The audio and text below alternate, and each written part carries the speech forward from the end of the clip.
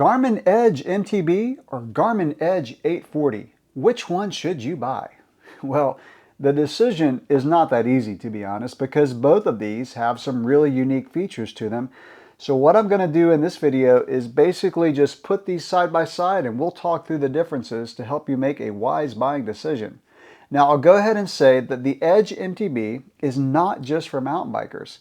There are people who ride road and gravel who may want a lighter, smaller device on their handlebars, and the Edge MTB fits the bill. So let's get into the differences. I've got the Edge MTB on the left, 840 on the right. Let's talk about a few hardware differences first.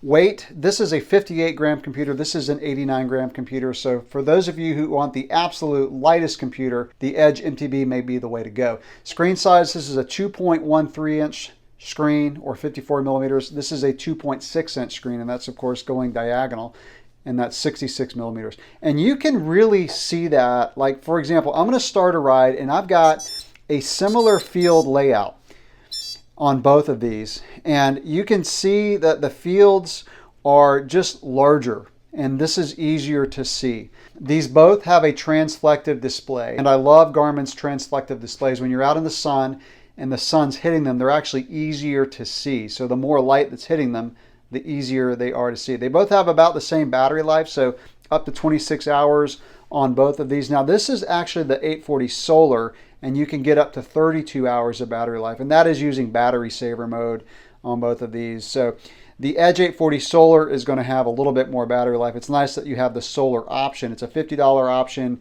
I would recommend it just to extend the battery life. They both have 32 gigabytes of internal memory. Now, rugged design. So I like the rubber around the Edge MTB. It also has scratch resistant glass, Corning Gorilla Glass. For the Edge 840, I use this rubber cover. I've dropped one of these in the parking lot and it just kind of scratched up the computer. I also use a screen protector. That's this little bubble up here. It's been on here for a year or two and it's needing to be replaced. That's not a defective screen. That's my screen protector. So with the Edge MTB, I don't need to do that.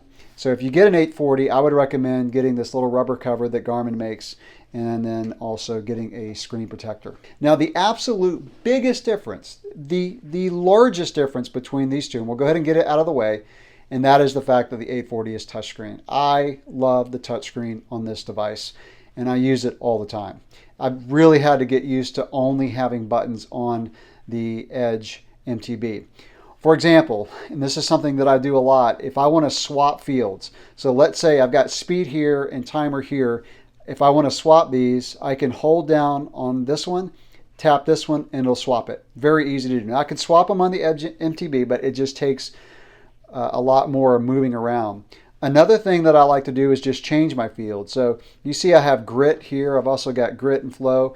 Let's say I want to change the timer to flow. So what I'm going to do is I'm going to hold down, and then I can tap the field again, and I can go to, I think it's MTB Performance, and I can tap on flow, and I just change the field like that, like super quick, super easy.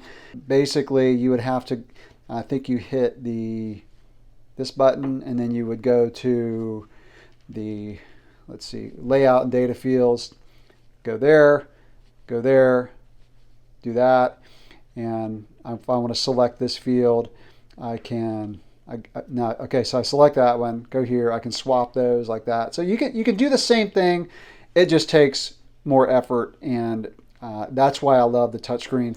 Another thing that I do on the touchscreen is, for example, if I'm out on a ride, you know, of course I'm just swiping through the screens like this, but I can pull down from the top, and then I can get to these screens. So I can swipe through. I've got my climb, stats, Strava, weather, notifications, things like that. And I'll do this a lot, like if I want to check the battery life. So I want to see how much battery is left on my computer. I can just swipe down from the top. Whereas here, if I'm out on a ride, I would have to, let's see, let's go back. There we go. So if I'm on a ride, what I would do is I would hit the back button, and then I would hit the up button, and then I would scroll through these different screens, and then I could select a screen if I wanted to. So if I wanted to select, like, you know, go to sensors, I would select the screen and then go down to sensors. So bottom line is it's just a whole lot easier to navigate around the Edge 840 with the touchscreen. And I love the fact that it's both. Because, for example, today I was out on a gravel ride using my Edge 1050, which is right here. You can see how much bigger that is. And I needed to swipe through the screens. My gloves were so wet and slimy from sweat after 4 hours that I literally, like, it wouldn't work. Like, it just would not swipe. And I don't have the button option on here. So I use the touch screen on here for most of the time, but there are times when I like having the buttons, especially like just to go between screens. I can just use those buttons and go between quickly. So anyway, that's enough between the, the buttons and the touch screen, but that is hands down the biggest difference between these two. Now I'm going to go over some advantages of the Edge MTB. First of all, it has trail forks data already loaded onto the computer. It's got what they call fork sight. So when you get to an intersection, it'll show you upcoming trails, trails nearby, stats, rating, if it's, black diamond, intermediate, whatever. It's got the vertical gain or loss. And that's very useful. You don't have to pull out your phone, and you don't need a trail fork subscription. So I have trail forks on my phone. I pay for the subscription, but it's nice to be able to stop and just look at the computer and not have to pull the phone out of the pocket or out of my hydration pack. Also, the 5 hertz GPS. And that is awesome when you're going downhill using the downhill profile and also the enduro profile. It records in 5 hertz, whereas this is 1 hertz. So it's sampling 1 times per second on a downhill, and this is 5 times per second only on downhill, only in those profiles, but it's very accurate GPS. Also, the timing gates feature. I won't really go into that. I covered that in my review of the Edge MTB, but basically you can go out on a course, set gates or split times at various points. You can set up your timing gate at the beginning, so your starting gate, and then 10 gates after that, and it'll give you split times. If you race downhill, to me, that's going to be invaluable. Also, this does come with a top tube mount, and that's really nice because you don't have to risk the computer getting damaged when you crash. It's easier to get damaged on the handlebars, less likely on the top tube. So that comes with this. Now, one disadvantage to the Edge MTB is it does not have Wi-Fi, whereas the Edge 840 does. Now, that's not a huge deal for me because I don't really use Wi-Fi. I have it linked through my phone, so when I get done with a ride, I hit save. It will go through my phone and save it to Garmin Connect, which then goes to Strava. And so this one does not have Wi-Fi. May matter to you, may not. One more advantage of the Edge 840 is it has the connection for an external battery. I've never used that, but if you do like a really long event, that's invaluable. All right, so if you're watching this video and you're like, I still can't decide, let me give you my general recommendations depending on what type of riding you do. If you race downhill or enduro, the Edge MTB is a no-brainer because of the 5 hertz GPS going downhill, and the timing gates feature, especially for downhill, I think would be invaluable. If you are a cross-country rider and you don't need the timing gates feature, I would recommend the Edge 840 because of the touchscreen. It's just so nice to have that touchscreen option. I use it all the time. Now, I do love the timing gates feature on the Edge MTB because I do time trials and I am going to go set up some courses and I can just track my split times and see if I'm ahead of my best time.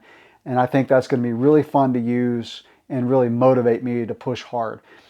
So cross country, don't need the timing gates feature, go for the 840. If you ride gravel or road and you just want the lightest computer possible, go for the Edge MTB. If not, go for the Edge 840.